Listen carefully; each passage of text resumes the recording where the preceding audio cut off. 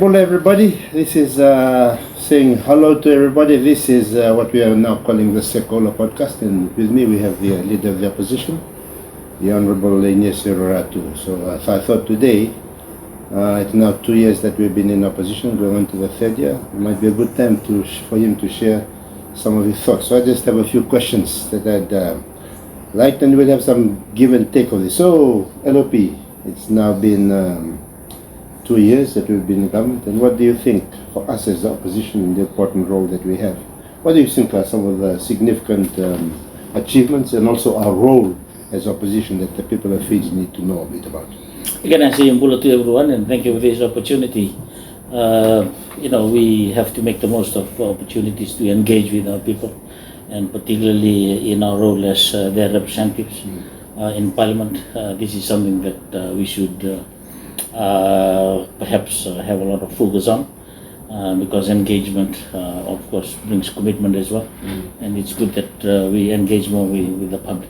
Well, the last 2 years has been an exciting journey for us as members of the opposition, and it's a big learning experience for all of us as well. I'm sure for you too.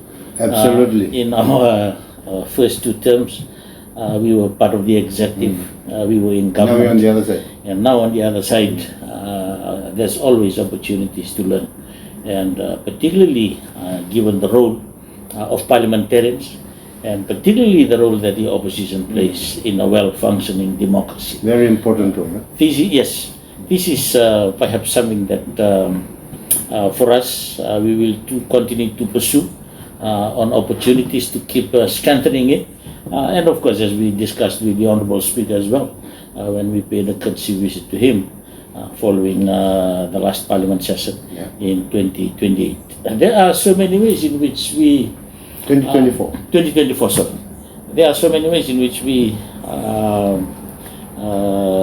do our role in terms of keeping government in check and ensuring that there is transparency and accountability in the way they do governance. Again, I continue to say this. In well-functioning democracies, government has a right to govern. Yes. And we, as members of the opposition, we have a right to be heard. Yes. And it's important that government listens to us. And for us, we have also offered that assistance from day one. Yes, we have. When we made our maiden speeches during the opening of Parliament in 2023, to tell government ministers, including the Prime Minister, that we have been in that role, and we have had some experiences as well, and we would like to offer our assistance. We are available. We are available for the good and the betterment of the country, politics aside. And for us, one is through the floor of Parliament.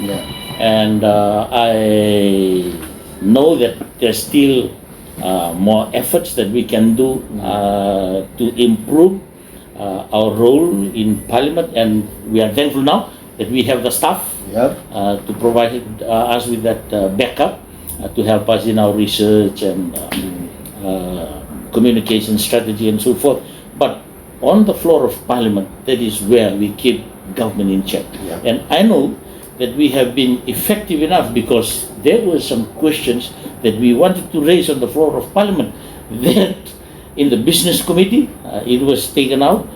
Government just avoided or denied us the opportunity to raise those questions, which tells us that we are doing a good job, and for them it's a question of honoring what they promised the people of Fiji, that they will be accessible, they will be accountable, they will be transparent. But in some of the questions that we are raising for the public interest, they are avoiding those questions. It has been denied in committee. So these are indications.